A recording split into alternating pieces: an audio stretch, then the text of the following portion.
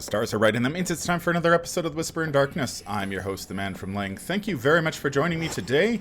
On this episode, we are going to kick off once again our Innsmouth Conspiracy campaign with our playthrough of The Pit of Despair.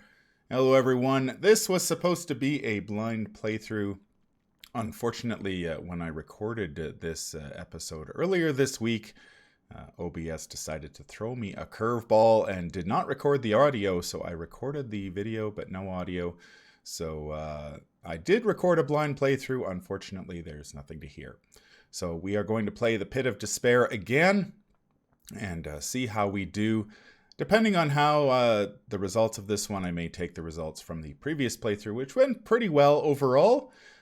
So we shall see. This one is a little bit random with the key placements and locations and whatnot, so we shall see how we do. We are playing this campaign with Silas Marsh, it seems fitting. Silas being a member of the notorious Marsh family and possibly having the Innsmouth look himself.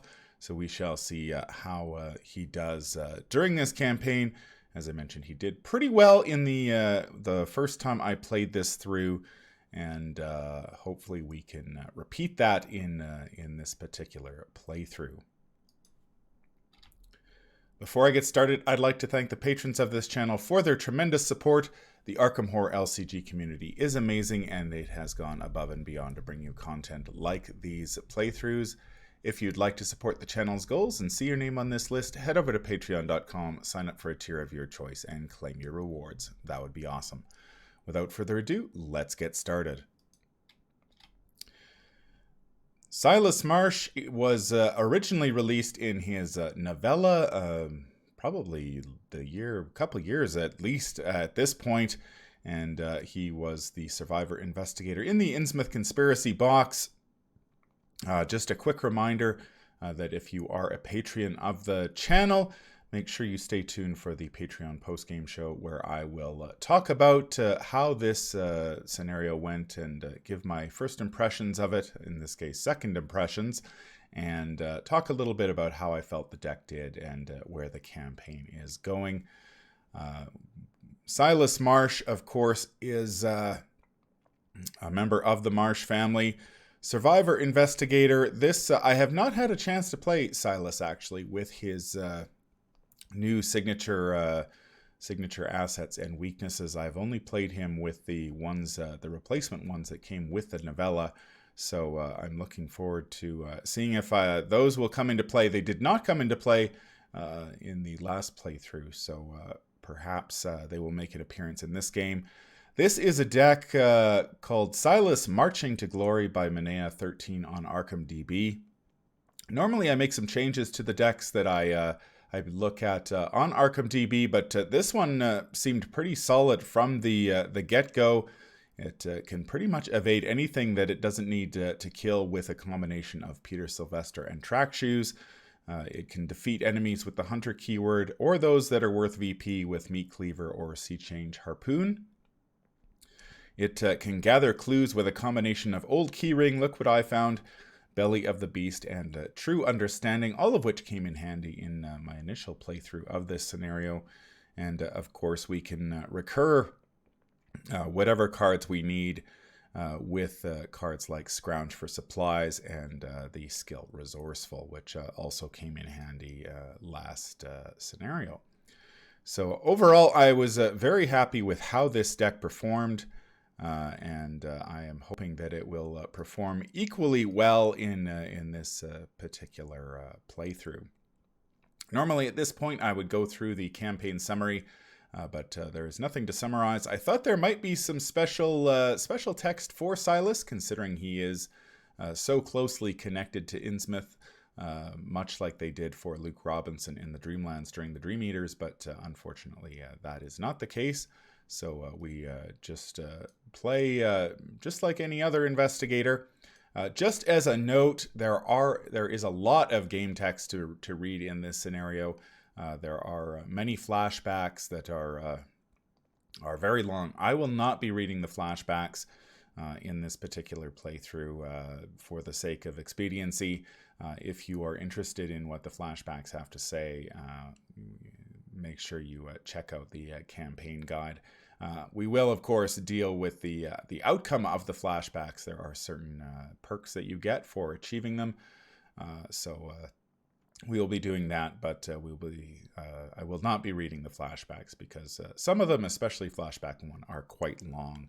And I would like to get this playthrough done quickly so I can move on to the other blind playthroughs of all the other scenarios in this campaign.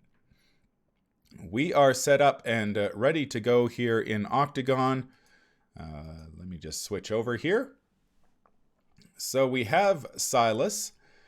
He begins play here at the Unfamiliar Chamber. 3 Shroud location with 1 clue. Forced effect: after Unfamiliar Chamber is revealed, randomly choose one of the set-aside face-down keys and place it on Unfamiliar Chamber. I believe there are 3. Are there 3 keys? I believe there are 3 keys set aside at the beginning of the game. There is the red, yellow, and purple keys. So we will, of course, have to find those keys.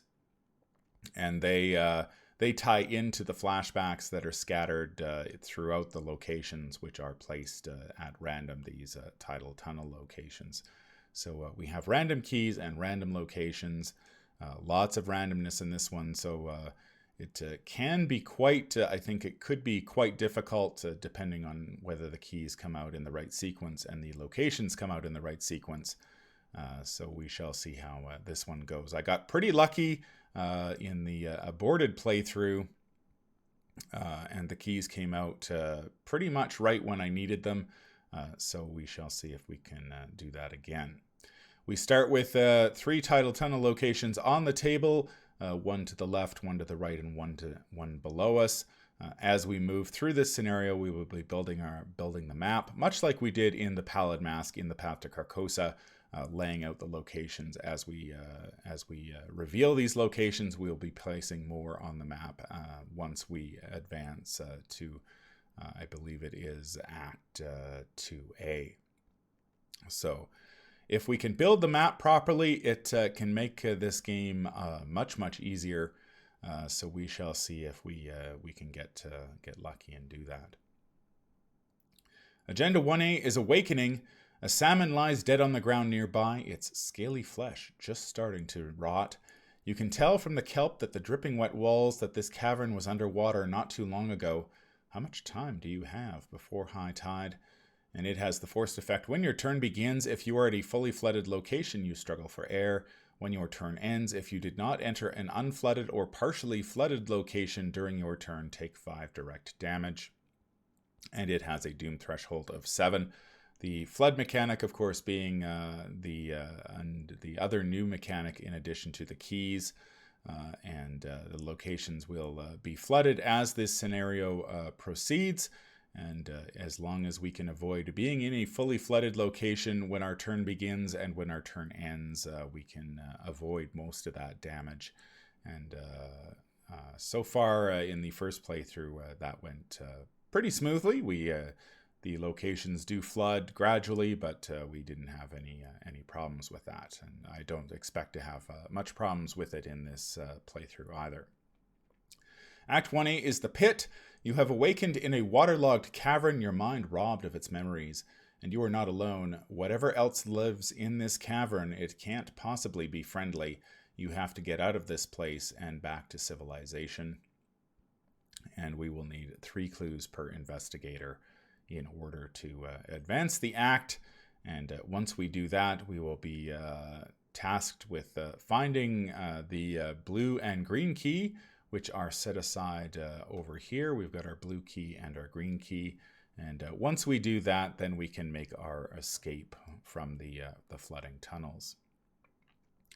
We are playing the Pit of Despair on standard difficulty. The skulls are -1, -2 instead if your location is partially flooded, -3 instead if your location is fully flooded. So the skulls typically get a little bit worse in most scenarios, and that is certainly the case here.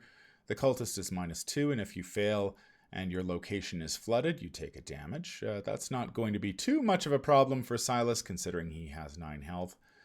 The tablet is -2, and if you fail and you control a key, you take 1 horror. That is a bigger issue for Silas, considering he only has 5 sanity.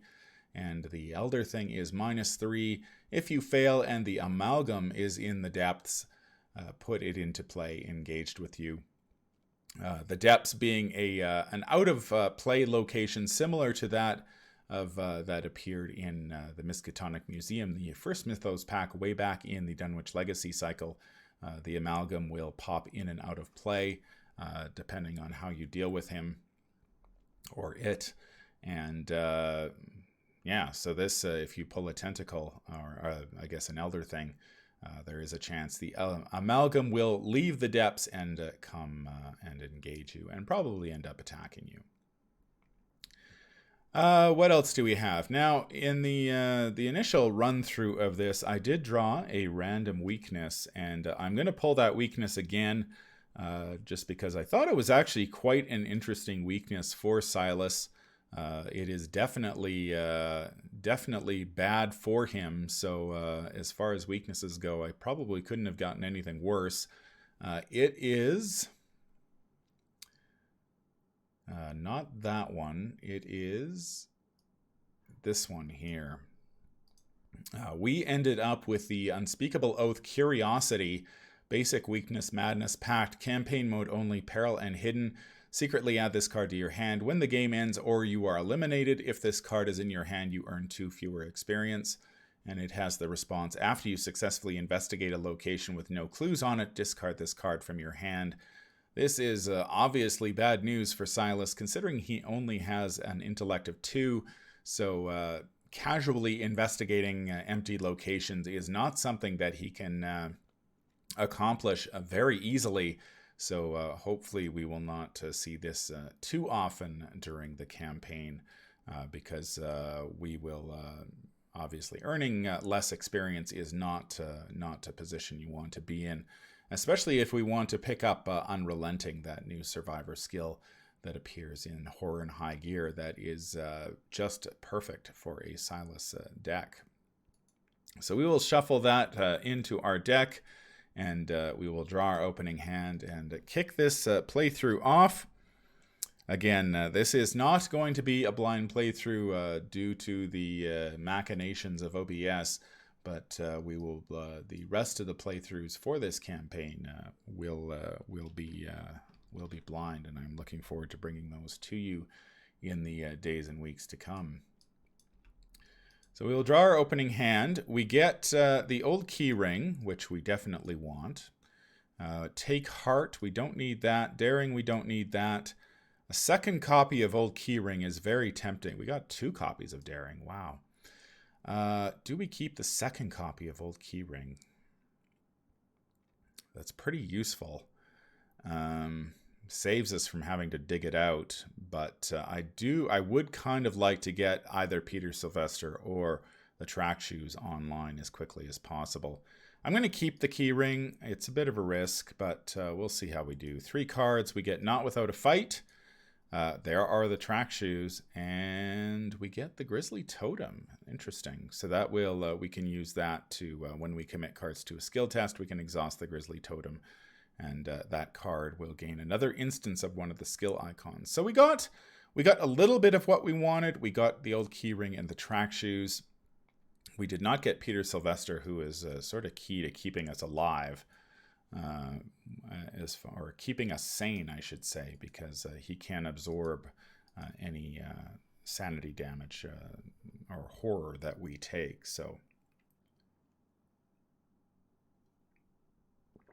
but overall, a decent hand to start things off. So let's gain our 3 actions here, and I guess the first thing we're going to do is play the old Keyring. For 1 resource, we're going to play the Track Shoes for 3 resources. That's our first 2 actions out of the way, and that will bump our agility up by 1, so we are sitting at a 5 agility, which is pretty damn good. We can get up to 6 if we get Peter on the table, which would be very nice to see sooner than later.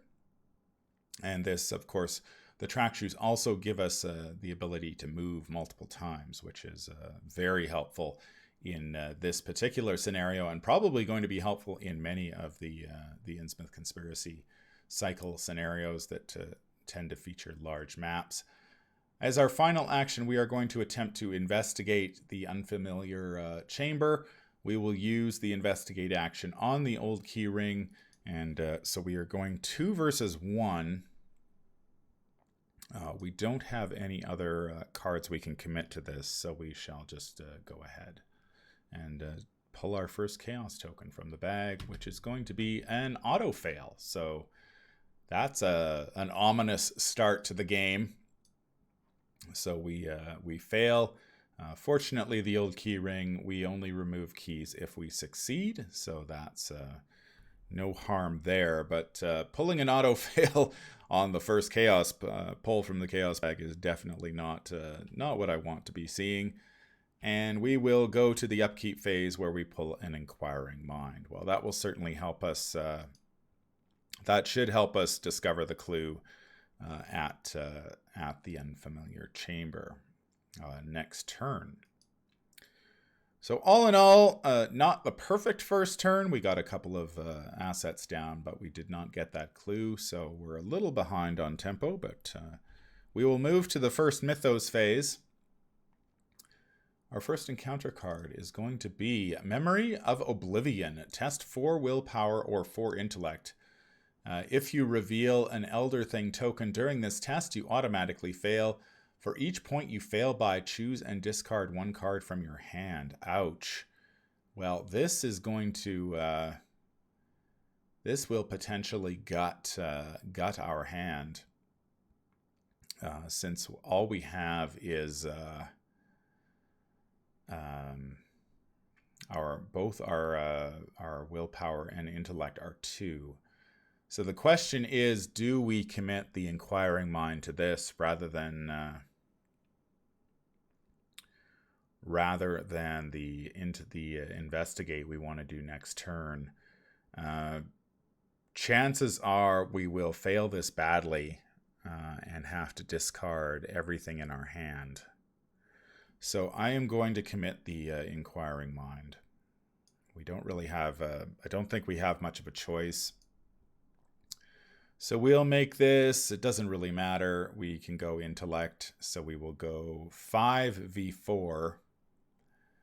And we are going to draw from the Chaos bag, and oh dear.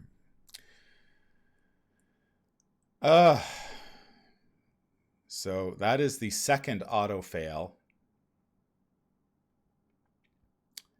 That is the second auto fail in a row. So some RNG here. We have to discard our entire hand.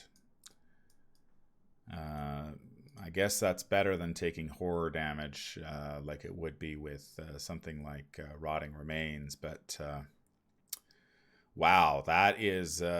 that's awful. Two auto fail draws right off the bat, and it looks like we will be using my previous playthrough as the game for the rest of this campaign. We did pretty well in that one. I think we ended up with 4 keys all told, and earned a few experience points. Not too many, but we didn't suffer any trauma or anything like that, which is kind of the position I want to be in.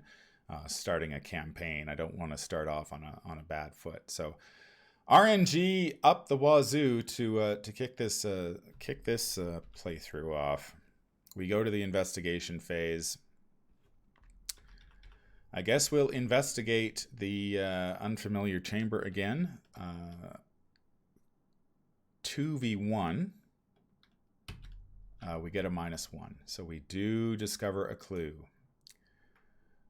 Chaos Bag decides to be a little more cooperative. That was our first action. Let's go to the left here. We find a tidal pool. 3 shroud location, 1 clue. Tidal pool gets +1 shroud while it is partially flooded and +2 shroud while it is fully flooded. Forced after tidal pool is revealed. Randomly choose one of the set-aside face-down keys and place it on the tidal pool without looking at it. So we have Oh, we need to grab this key too. I always forget about that. We can use a free triggered ability to grab that key. We'll take a look at that in a moment. So let's shuffle these up and grab this key here. Put that there. And the key we found the yellow key in the Unfamiliar Chamber. So we've got the yellow key to kick things off, and we will investigate as our final action. Again, we're going 2 versus 1 with the old key ring. Chaos Bag says, Chaos Bag gives us another -1. So we do discover this key as well. We have 2 clues and 2 keys to our name. So this key is the purple key. So we have the yellow and purple keys to kick things off. So after a very rough start with 2 auto fails and losing our entire hand to Memory of Oblivion, we have recovered somewhat and have discovered 2 keys. So that's going to do it for us. We draw a True Understanding during the upkeep phase. That's pretty good. If we can pass a test on an encounter card, we can get ourselves a clue. Considering we have no more keys on the old key ring, we'll probably need that. So we will go to the second Mythos phase of the game. Get rid of this terrible Memory of Oblivion. And our encounter card is going to be rats. There are some rats in the tunnels. These should not be a big deal for us. Silas is good at killing rats. 4v1, that's what we're going to do for our first attack. Chaos Bag says +1, and the rats meet a grisly end at the end of Silas's boot. We can move, and then we can use the track shoes to try to move again. So we'll move back to the Unfamiliar Chamber, and then we are going to use the reaction on the track shoes to test 3 agility, and if you succeed, move to a connecting location. So we are 5v3. Chaos Bag gives us another +1, so it's making up a little bit for the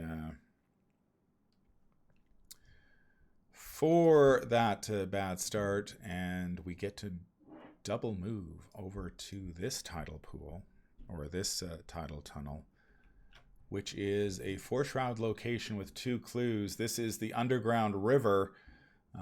It cannot be 4-shroud location, 2 clues. Underground River cannot be fully flooded. After Underground River is revealed, increase its flood level.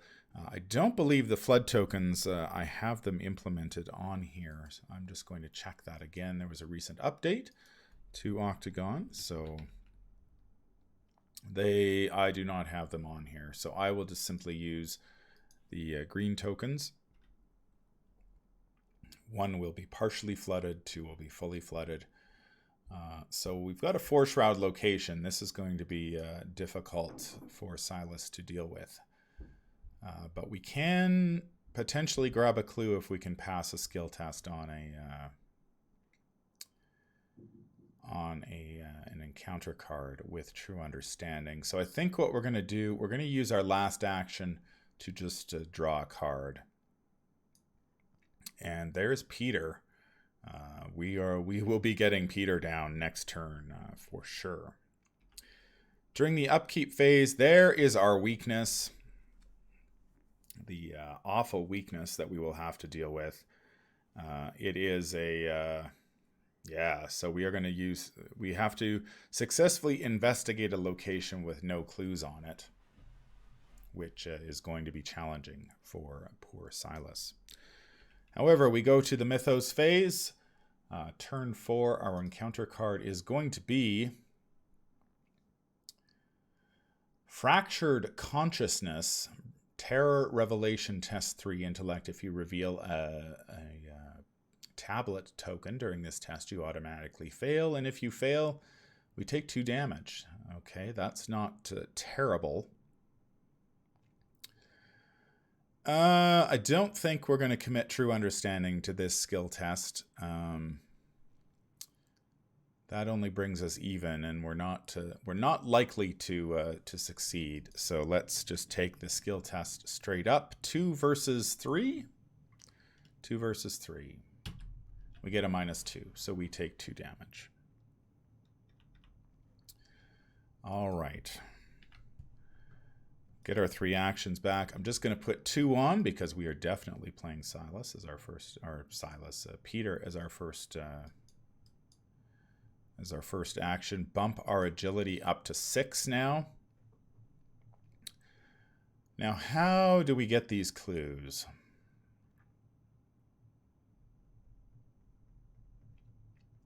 I think we need to draw some cards. We need to rebuild our hand. So let's do that. First card, we get a Resourceful. Second card, we get a Scrounging for Supplies. So the old key ring should have been discarded when it runs out of keys. So we do have a chance to pull that back with Scrounging for Supplies, or Scrounge for Supplies next turn. All right. Ideally, we would like a Look What I Found here. That would be very helpful to discover these 2 clues. But we do have a couple of options awaiting us here. We draw a Meat Cleaver during the Upkeep phase, so we will be looking to getting that down, and then we've got Track Shoes, Peter, and the Meat Cleaver. That's a pretty good position to be in. 4 Doom out of 7. This playthrough has definitely been a little bit slower than the last one. We draw the Lurking Deep one. 2 combat, or I guess 2 fight, 2 health, 4 evade. Humanoid Monster Deep 1, lowest agility. After Lurking Deep 1 engages you, take a damage. So we are taking another damage. He does not have Hunter, however, which is fine. All right. We need to evade this guy. Then we need to grab a clue here. Maybe we just move away.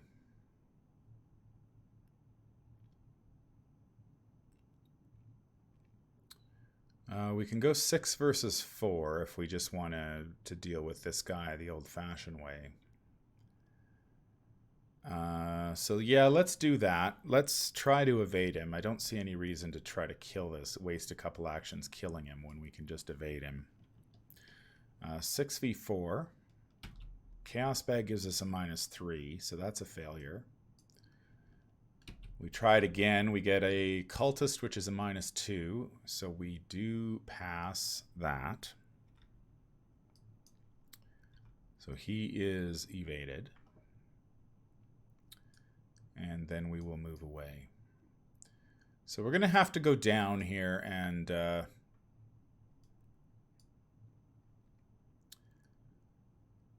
we are going to have to go down and grab this other location here because this one's blocked off to us for the moment.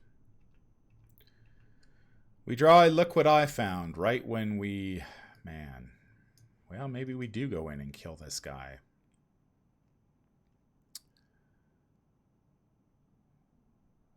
We'd take another damage if we engage him.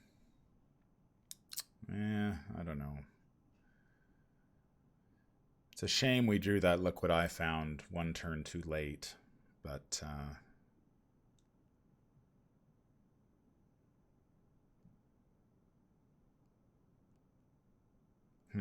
well, let's see how it goes. We add a Doom, 5 of 7. We draw Riptide if your location is unflooded. It gains Surge, so this goes away. Surges into a Deep 1 Bull. After Deep 1 Bull engages you, choose and discard a card from your hand. I really like my hand, though. I guess we'll get rid of the True Understanding. And we will need to... Now, we can evade this guy, too, pretty easily. Draw in a couple of enemies to clog up the board here. 6v... Oh, man, I could have used the track shoes there. Shoot, I need to remember that I can double move with track shoes, because that would have been very good. All right, well, we will try to evade the Deep 1 Bull. -2, so he is evaded. So we'll dump him here, and then we will move down to this location. It is another tidal pool, so we will go grab the other key.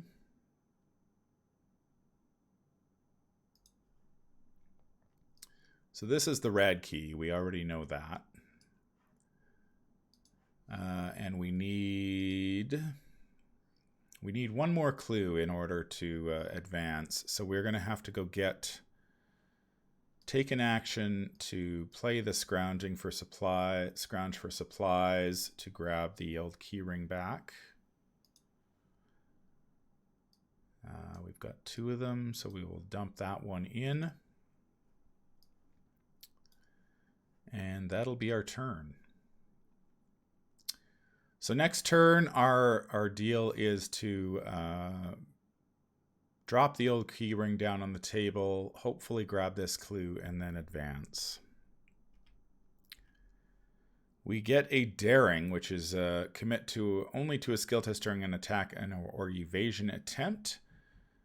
That enemy gains retaliate or alert for the duration of this skill test. After this skill test ends, we draw a card.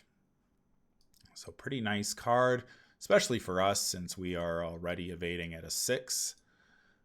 We can definitely make some use of that. 6 of 7 Doom. Our encounter card is Rising Tide. Increase the flood level of the nearest location that can have its flood level increased. If no location's flood level is increased by this effect, it gains Surge. So we will add a flood token to the tidal pool. So its flood value goes up by 1, which is really irritating.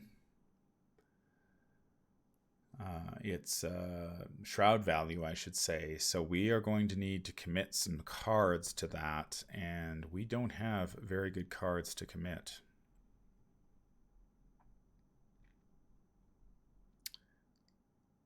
That Grizzly Totem would have been pretty handy at the beginning. So how do we get this clue? We can use Look What I Found, but I'd rather save that for an emergency, but I guess we just continue with the plan. So we'll play the old keyring as our first action. We're going to investigate as our second action. So it's going 2v2. So we may need to use one of our Look What I Found here. We get an auto fail. Wow. That's awful.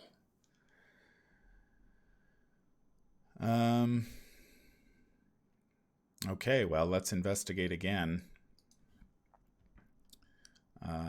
2v2. We get a -2, so that we failed the skill test, so we will play the... We will play the Look What I Found and grab this clue. Now we can advance the... and we don't have to remove a token because we did fail the this we did fail the skill test. We can get the key. We can get Look What I Found back with Resourceful, so I'm not too concerned. We get this key, which will be the red key. All right, now what do we do?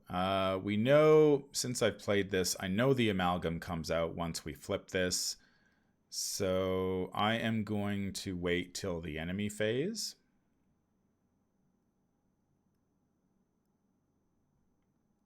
Actually, I can wait until the upkeep phase. There is a window there that I can use to advance the act deck. So we will wait till the upkeep phase to do that. We get a quick thinking. That is nice. If we can get an extra action, that would be pretty sweet. So during the upkeep, we will spend these 3 clues in order to advance the act. And recognition. You find a path that leads deeper into this strange cave system, but before you can follow it to see where it leads, the sound of water sloshing behind you sets your heart racing. When you turn to face the sound, what you see next nearly causes you to faint. It is an enormous hybrid of many faces and shapes, some human, some aquatic, all of them misshapen and revolting. As the thing draws closer, you meet the frozen gaze of one of its faces upon its body, and you realize that you recognize it. We spawn the set-aside Amalgam, enemy engaged with the lead investigator. So we will do that now. Here is the Amalgam. The Amalgam is 3 fight, 3 health, 2 evade, Monster Abomination, Deep 1 Elite Hunter. After you successfully evade the Amalgam by 2 or more, take control of 1 key on it.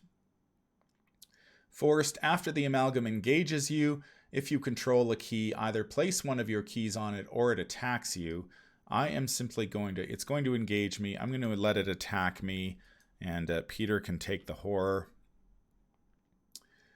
And when it is defeated, place it in the depths. So we can easily evade this thing and hopefully keep it on the run. Shuffle each of the set-aside Tidal Tunnel locations together to form the Tidal Tunnel deck, including the set-aside Altar of Dagon, Idle Chamber, and Sealed Exit locations. So let's do that now. So all of these go into this deck. We will shuffle that up. I believe all these Blind Sense and From the Depths go into the encounter deck, as well as the encounter deck discard pile. So I'm just going to do that now. Correct? Am I correct about that?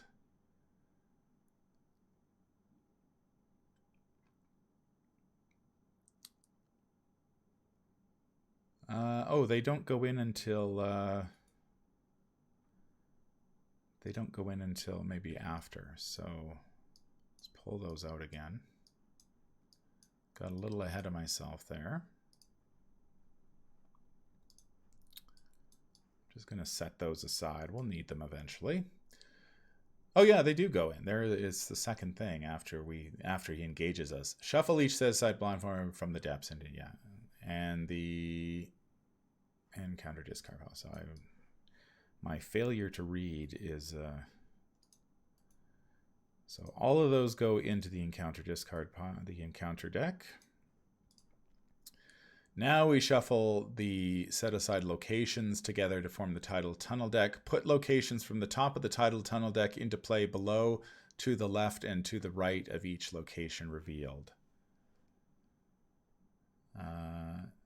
To the right of each revealed location. So we'll start over here. We're going to need to move this over a little bit.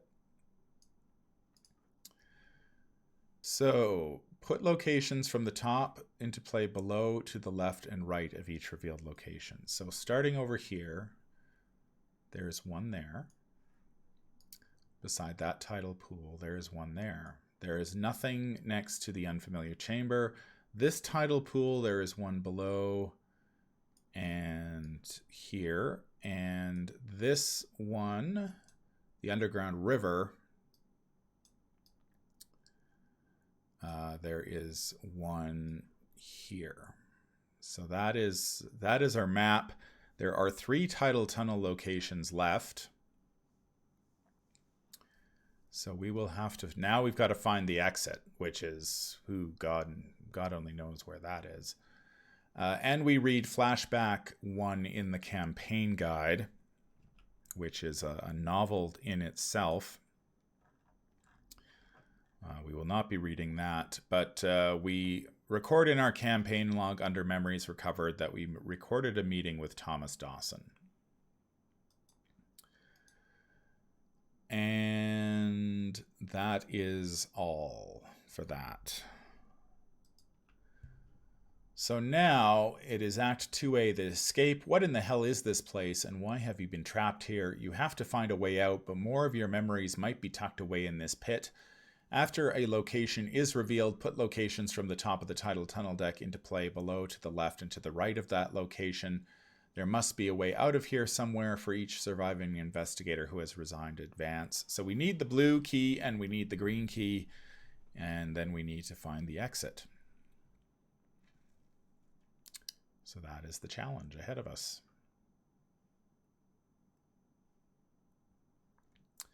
Unfortunately, we are going to advance because we are at 6 of 7 doom. So all of these locations are going to become flooded as well. So increase the flood level of each revealed location. So this becomes flooded, or partially flooded. This becomes partially flooded. The underground river cannot become fully flooded. This place becomes fully flooded. And that is that. Until the end of the game, each time a location is revealed, increase its flood level. Keep this next to the deck so we as a reminder. And we throw Agenda 2A up there. The water rises. Your every movement is coupled with the loud swashing of rippling water all around you. If the tide continues to rise, the cavern will be completely submerged in a matter of hours. When your turn begins, if you are at a fully flooded location, you struggle for air. When your turn ends, if you did not enter an unflooded or partially flooded location during your turn, take 5 direct damage. So we just need to enter a partially flooded location. So that actually is pretty nice. Thing to keep in mind. So we've got the Amalgam with us. Right now we basically need to evade him and then find the exit. And well, we need to find the blue and the green key and then the exit. So I think what I'm going to do is go... There's a lot of enemies that way. If I go left instead... If I go here, there'll be 2 locations and then 1 more location. So we can basically get all the locations on the table with a couple of moves, and we can use the the track shoes to do that for us. Excuse me.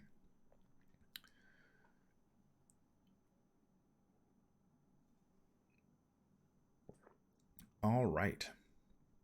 We have to draw an encounter card first, though. More rats. Oh, that sucks. Easy enough to kill, but we want to move away as fast as we can. I need my Look What I Found back, because I'm going to need... I know I need clues for the Altar of Dagon. So I think I'm going to evade, and I'm going to commit Resourceful to this. So I'm going 7v2 against the Amalgam. We get a Cultist, that's a -2. So the Amalgam is evaded. So he will be here. 2 actions left.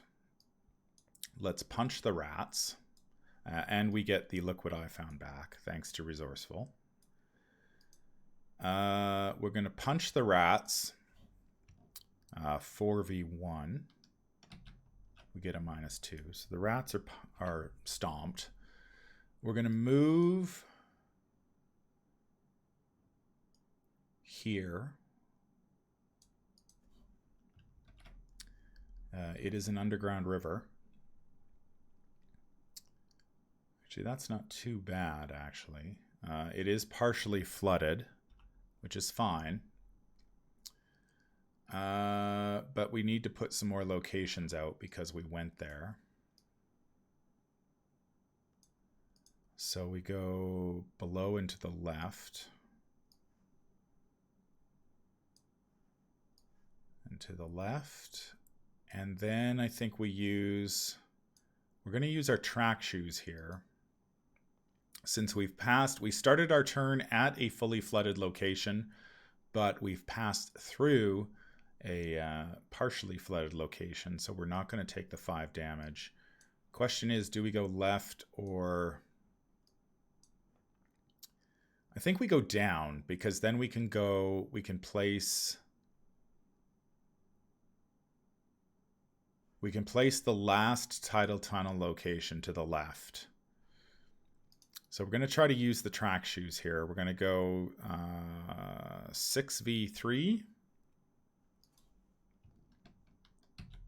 Chaos Bag gives us a -2, so we do succeed with the track shoes, and we move down here. And we find the secret exit, or we find the sealed exit. And we put another location here. All right. The question is,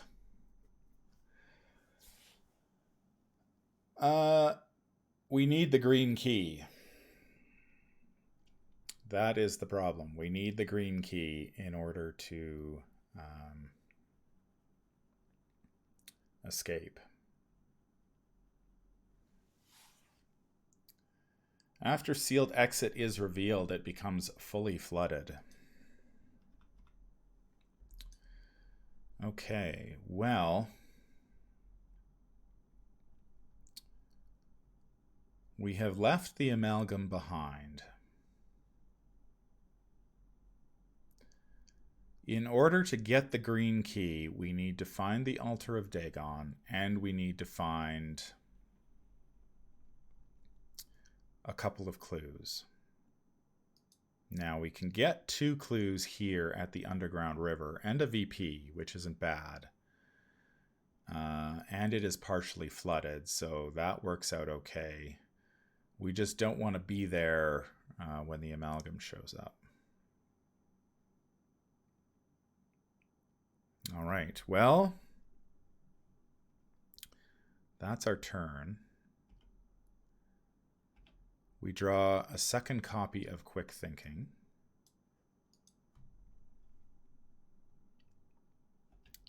One of 8 Doom.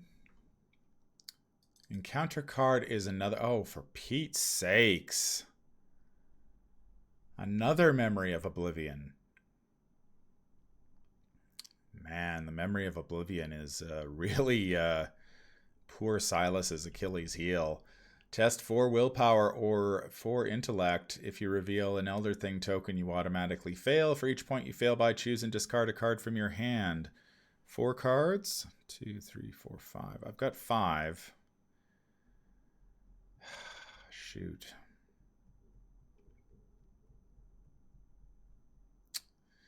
I'm gonna commit the Meat Cleaver here because, I forgot that Peter heals that horror. I'm gonna commit the Meat Cleaver here simply because I don't think we're gonna need it, and maybe a Quick Thinking.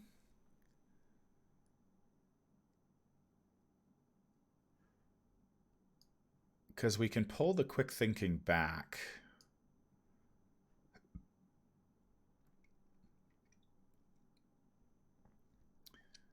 So we're going to go 4v4.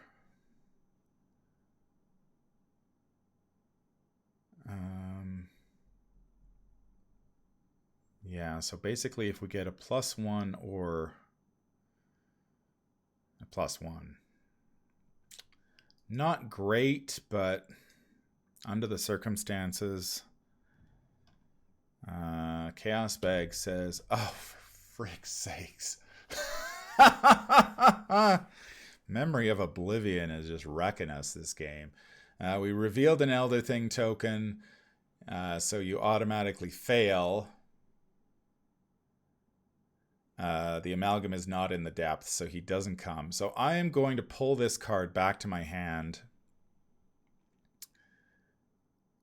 And then I'm losing 4 cards, which is basically my hand again. Oh. Well, I can't really do much about that, can I? That is just brutal. So how do we get clues? This is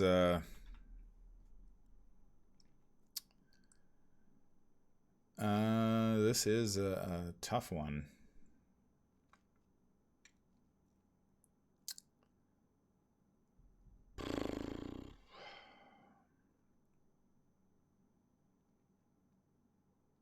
I think we need 2 clues in order to find the to deal with the altar. So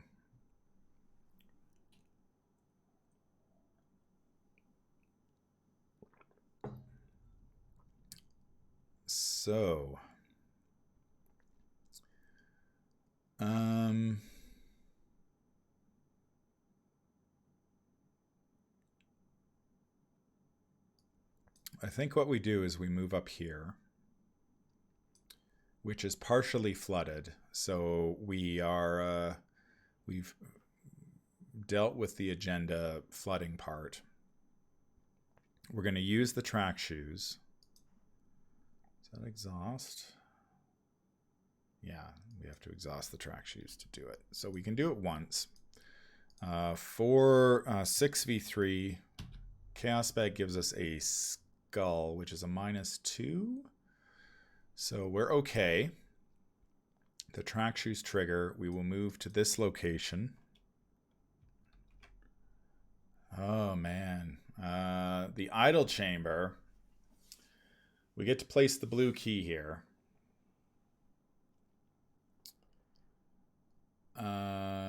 Where is the blue key? Blue key is here.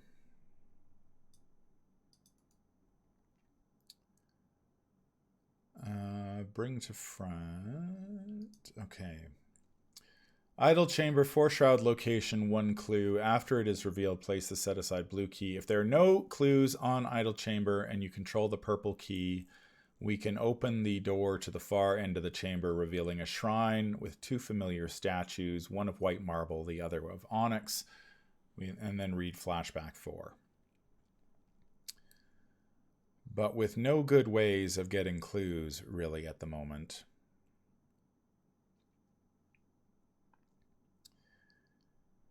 And it is partially flooded. I say we just keep moving. We need to find like a low shroud location here. The underwater cavern. Move from the underwater cavern to any flooded... Excuse me. 2 shroud location, 1 clue. Move from underwater cavern to any flooded cave location. It becomes fully flooded. Okay, but we did move through a partially flooded location, so we're okay. We will investigate here using the old key ring. So we're going 2v0. Chaos Bag gives us a -2, so we do succeed. And we grab this clue, and we lose a key. Okay, well, we found 1 key. Track shoes are gonna, we found 1 clue. Track shoes are gonna be huge here because we're gonna need to move through multiple locations per turn. Now, The Amalgam is going to move during the enemy phase, but this is the I think this is one of the issues with this scenario is he's pretty toothless. 1, 2, 3, 1, 2, 3. So we can send him either up or down. I'm going to send him up because I'm probably going to go down next turn and then over. And so we're just going to play Ring Around the Rosie here with the Amalgam. Oh, that's a big draw. Upkeep phase, we pick up a Resourceful, which is huge. That could get us a Look What I Found back.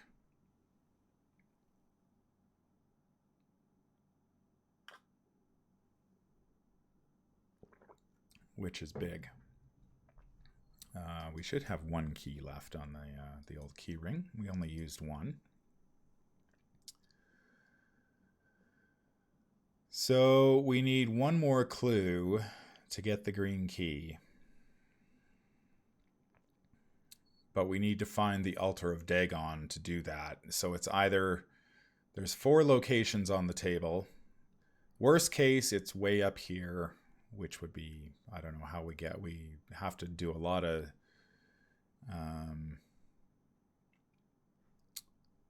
to any flooded cave location. So we could move to the underground river. We need an easy skill test to pass with Resourceful so we can get Look What I Found back. Track Shoes is an easy test. So maybe we do that. Mythos Phase. It is turn 10. 2 of 8 Doom. We draw another copy of Fractured Consciousness, 3 Intellect. If we reveal a tablet, we automatically fail and take 2 damage. Looks like we're going to take another couple damage here. And we draw a tablet. Oh my god. So much terrible things happening with this Chaos bag. There's 20 tokens in it, but we seem to be drawing all of the auto-fail tokens. So we are going to take 2 damage. So unfortunately. And the tablet, if you fail and you control the key, we take a horror, but Peter can take that for us. So no good there. All right, we are starting in a fully flooded location, so we need to move to a non-flooded location. Let's move here. I am going to use the Resourceful on the skill test with the Track Shoes to go 7v3. Chaos Bag says -1, so we do get to move and retrieve the Look What I Found.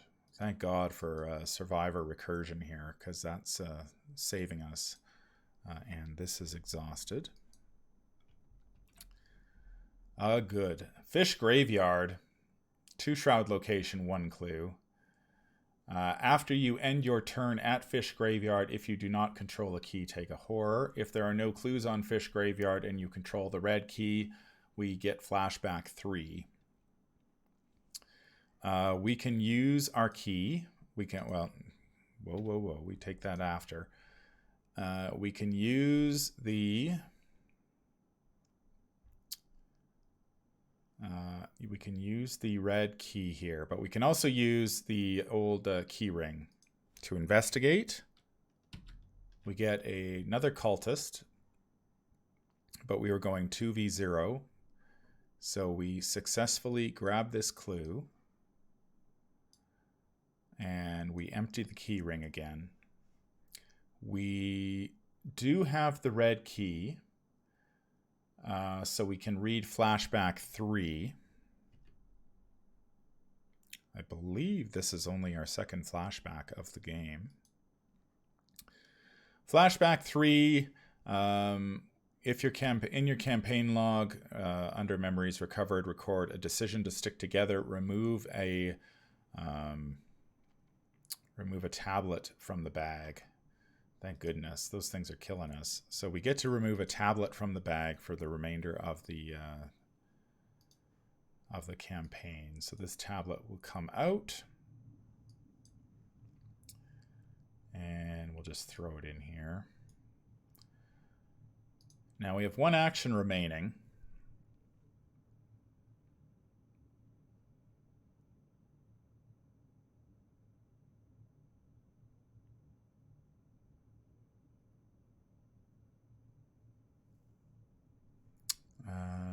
What do we have here? Purple key gets us flashback 4, which we've got, but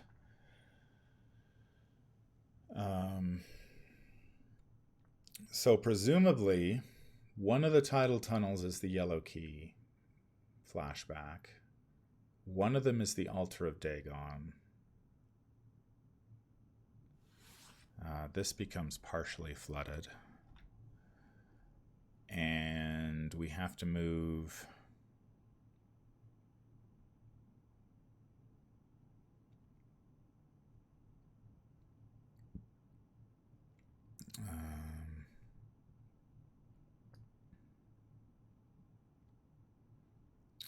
I guess we have to go this way. So let's go over here.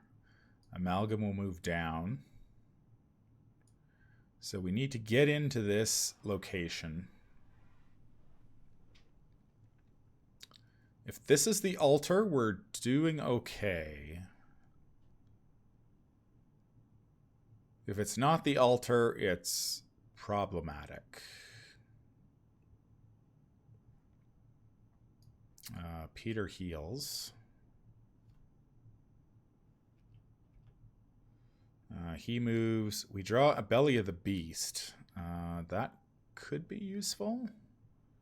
We can evade an enemy by 2 or more. We just need to be in the right location to do it. All right. 3 of 8 Doom. Our encounter card is going to be Undertow. If your location is unflooded, Undertow gains Surge. Otherwise, put Undertow into your threat area.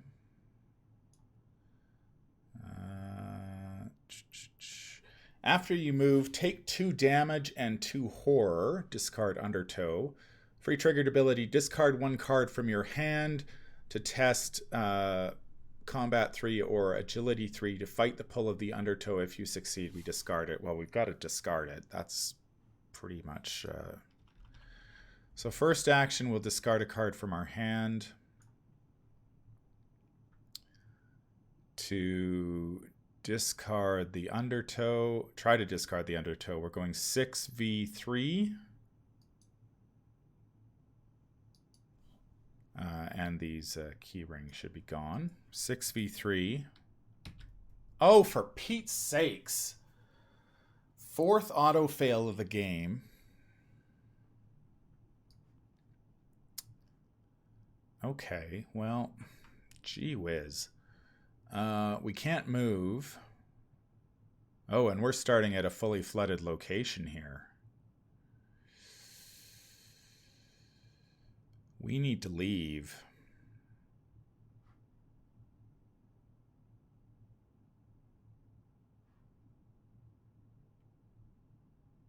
Well, we'll try one more time with the... we'll discard that to go 6v3. You've got to be freaking kidding me! What is going on? There's my 5th auto fail of the game. Alright, well, I'm moving, and I'm taking 2 horror and 2 damage. 1 can go on him, and... Okay, well, this has been really the tale of auto fails. 5 auto fails in a game is brutal.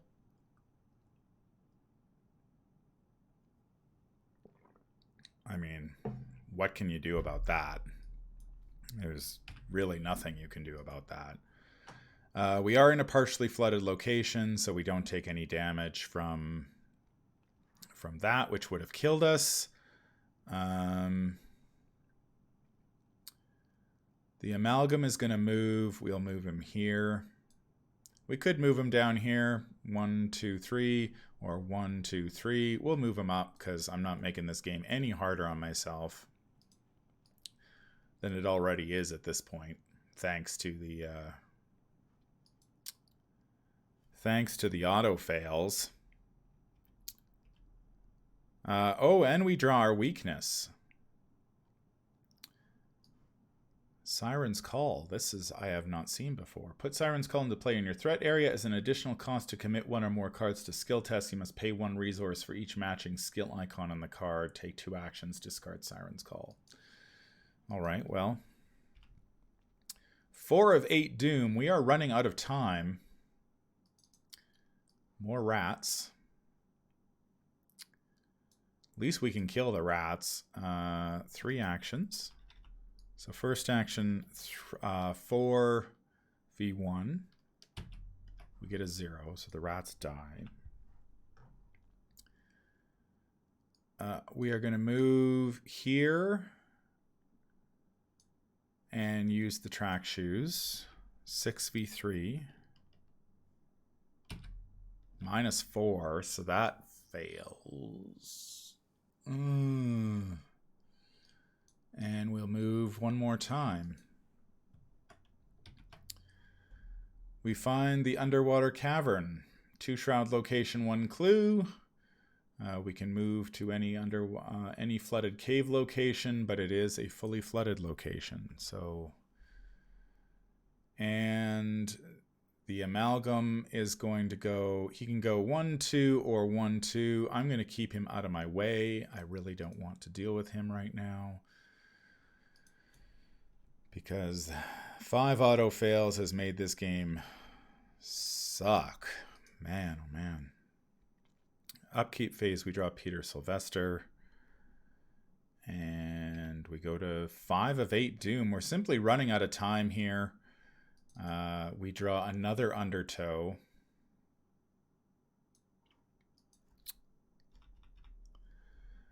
So we're gonna have to discard. We can only discard this. This could actually kill us. This could actually kill us right here.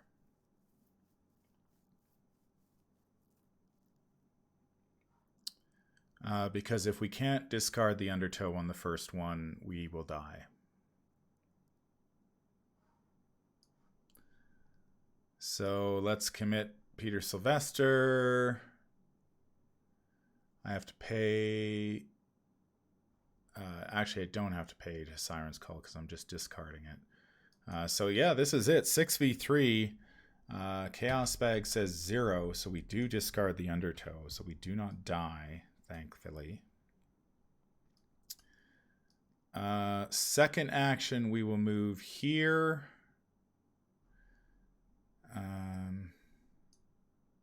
Shoot, if this is fully flooded,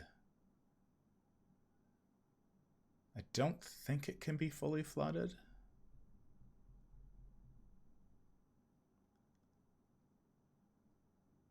Because we haven't moved through a partially flooded location this turn.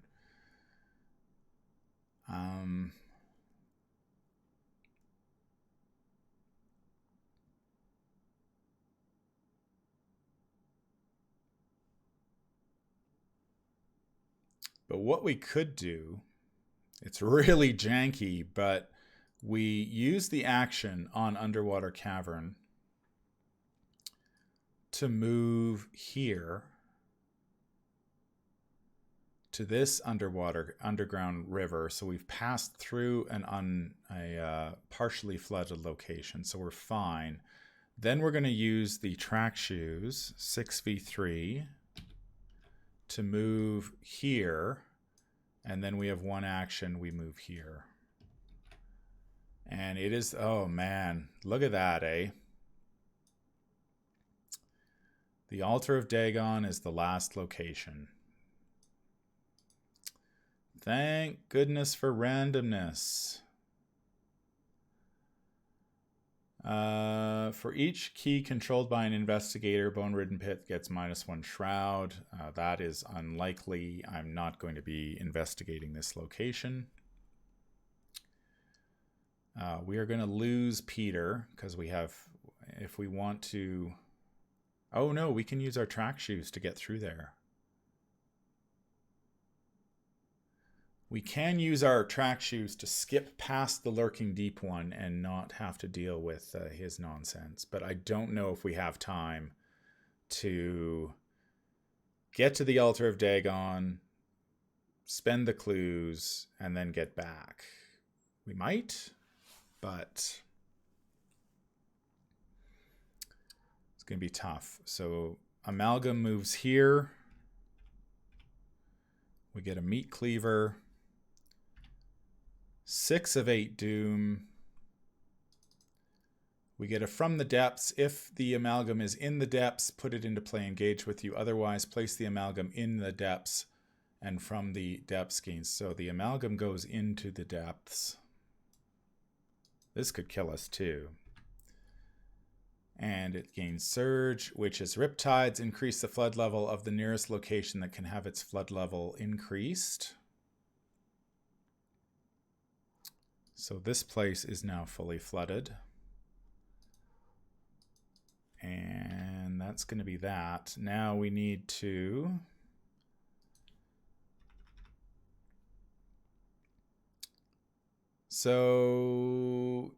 we don't die if we do this. So let's move to the Underground River. So that qualifies us to avoid that issue, the flooding issue. Let's use track shoes. 6v3 -2, so we pass. We move to this location. If investigators control the blue key or 3 or more other keys, they spend 2 clues as a group to take control of the green key. So we do control 3 keys. We need to take an action to do that. We spend the 2 clues to take control. This is partially flooded, and we get the green key. So we have the means of escape, but can we escape in time?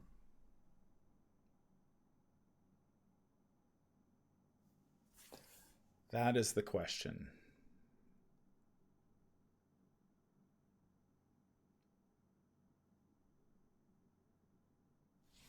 I think we can. No, we can't. We cannot.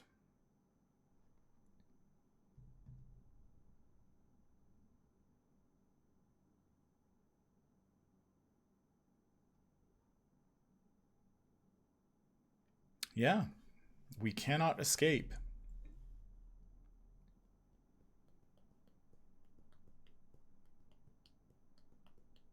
Just due to randomness. Fun. I love that, as you can tell, with a heavy dose of sarcasm.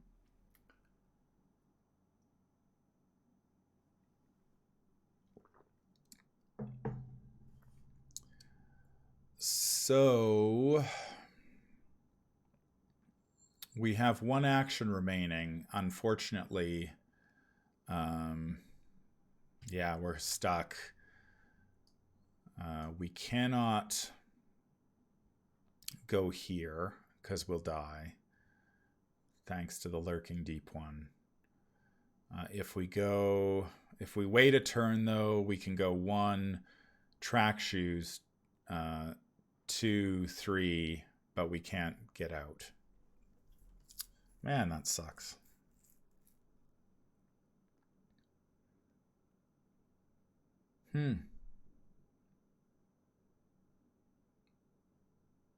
Yeah, that just sucks. Unfortunately.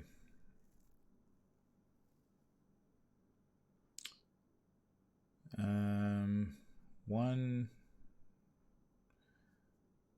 Yeah, we die. But if we just do nothing, we can go 1 track shoes, 2. And then we only have 2 moves left, and we can't get there. because our underwater caverns are so far, like the underwater caverns, which help you move around this map, are badly positioned too. So, well, let's just play it out. We get track shoes during the upkeep phase. 7 of 8 doom. We get a blind sense, test 3, agility. If you fail, the amalgam will immediately engage us and attack us. Won't kill us. So 6v3. We get a -2 with the cultist. So that is nothing.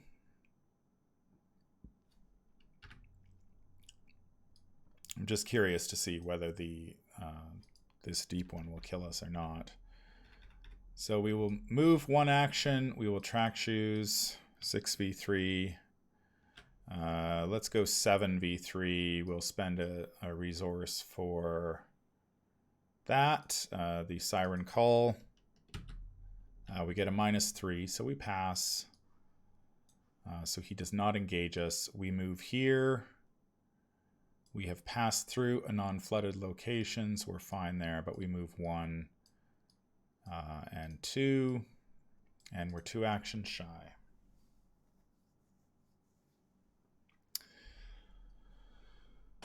Well, that wasn't fun. We draw a lucky, and then we advance the agenda. And unless it says flip this back over, each revealed location becomes fully flooded until the end of the game. Each time a location is revealed, it becomes fully flooded. Keep this. Oh, so we don't die. Well, that's amazing. Look at that. I thought we were dead. Oh, there's a 4th. I didn't realize there was a 3rd agenda to this because I finished the game so quickly the last time. So every location becomes fully flooded. So that doesn't really matter. This one cannot become fully flooded. So that's fine. I'm not going to bother putting locate. Well, let's do it. Let's do it for completeness sake. That one can't be. That one is. That one is. That one is. That one is. That one is. Those ones. That one is. That one can't be, and this one is. All right. So we managed to make it all the way to the underground river. We advanced the agenda, which is I will read now because I didn't realize that we weren't going to die. Agenda 2B, high tide. You panic as the water level continues to rise within the cavern. Before long, you were swimming instead of walking on the floor, on the flooded cavern floor. Many of the tunnels are fully submerged. If you don't get out of here quickly, there will be nowhere safe to catch your breath. Each revealed location becomes fully flooded until the end of the game. Each time a location is revealed, it becomes fully flooded. Keep this card next to the act deck as a reminder. We go to Agenda 3A, Sacrifice for the Deep. Save for a few rocky perches. The entire cavern system is submerged in seawater. You have to find a way out of here, and soon. When your turn begins, if you are at a fully flooded location, you struggle for air. When your turn ends, if you do not enter an unflooded or partially flooded location during your turn, take 5 direct damage. So we have to survive one. We need to survive 1 Mythos Phase. All right. Encounter card. It is a young deep one.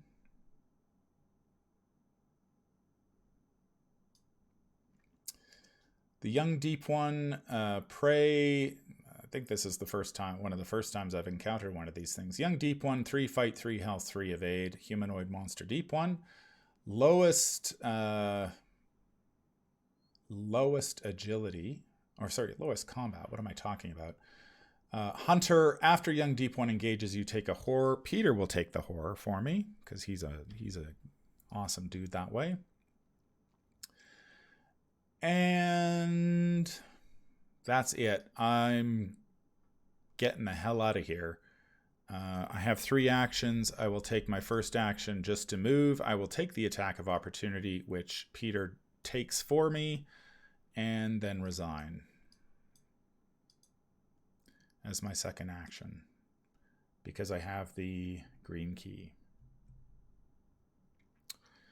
Well, that was a playthrough and a half. I didn't realize there was a third agenda because I completed this scenario so quickly the last time. I was flying in the last game. This one took much longer, but we do make it out of the Pit of Despair with another victory. So I'll take it. I will take it. So I think we end up with, I don't think we end up with very many experience points. I'm not too sure how the Unspeakable Oath Curiosity interacts with the experience points on this one, because the experience points are delayed. So we only got 1 flashback, flashback 3. I think in the last game I played, I got flashback 4 instead. So pretty much in terms of flashbacks, we ended up in the same sort of thing.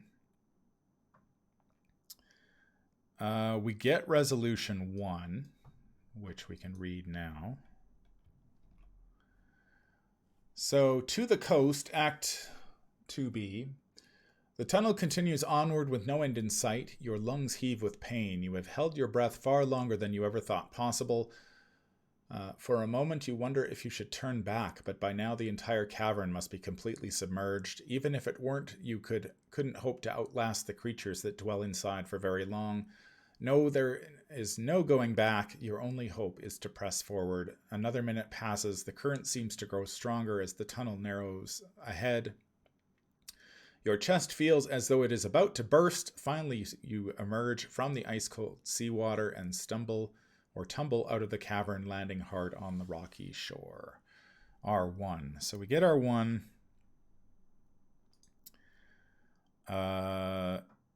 Which is, in the distance, the sky is a dark crimson and the full moon hangs just below the blackened sun. You are about to close your eyes and surrender to unconsciousness when a stranger's voice startles you back to your feet. Oh, you're alive. Even through her strained voice, you can hear a rhythmic Indian accent and the unwavering confidence of a trained professional. Standing in front of you is a woman with long raven black hair. Her tattered trench coat has seen better days, and bruises splash across her dirt-covered skin. You seem confused. Why are you looking at me like that? The stranger asks. So each investigator earns experience points equal to the victory X value of each card in the victory display, which is 0 for us, since we didn't earn any. Never did investigate the underground rivers, unfortunately.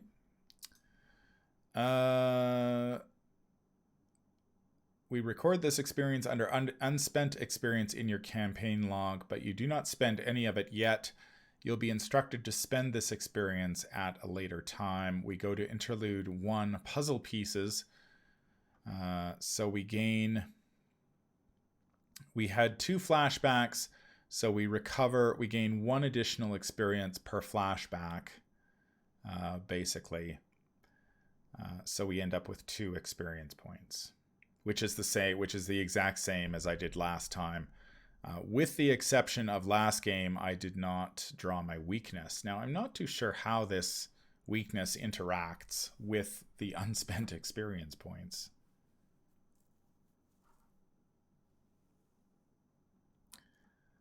Now, I'm just reading ahead a little bit. I just want to see if there's a...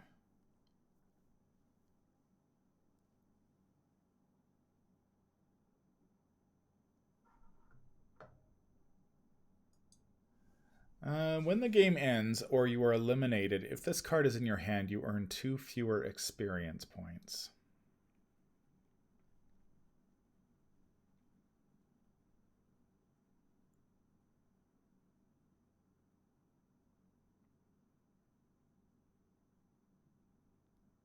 So presumably that affects the unspent experience, so I would earn 0 experience points.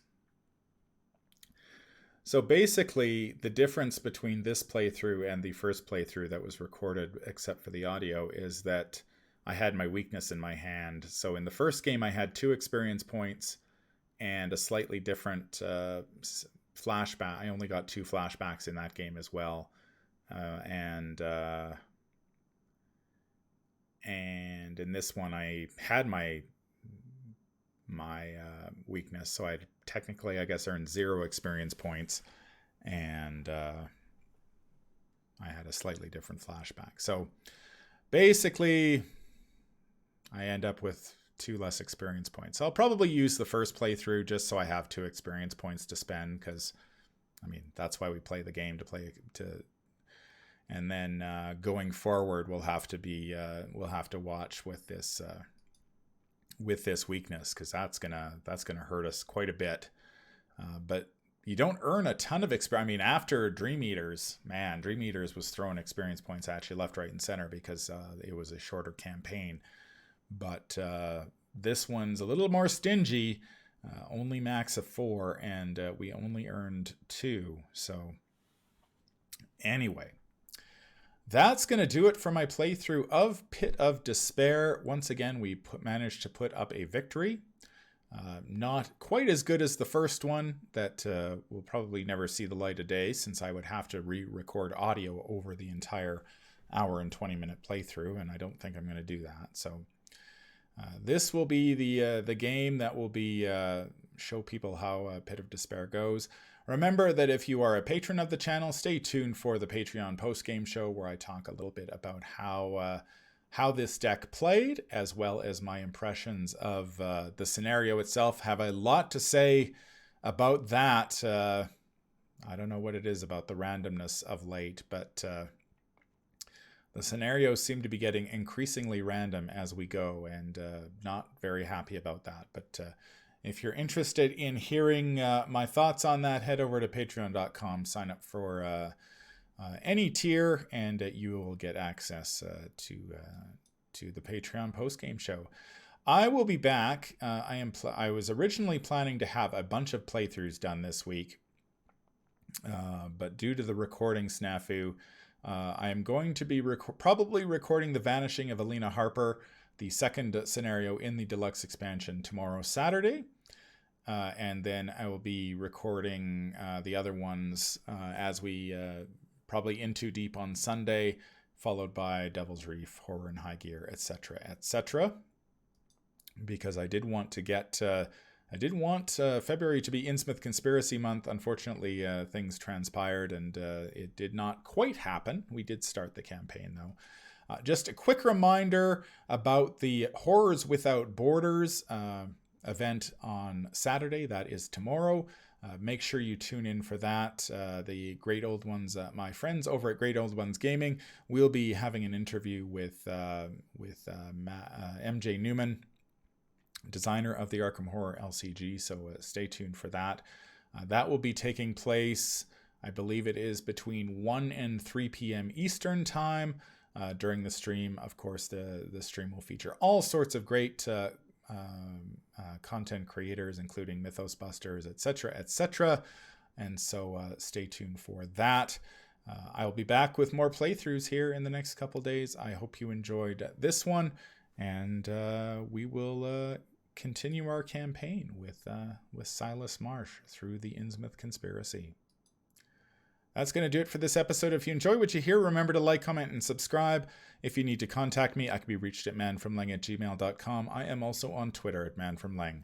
Until the stars are right, keep your shotgun close and your other sign closer. Take care out there, and happy investigating.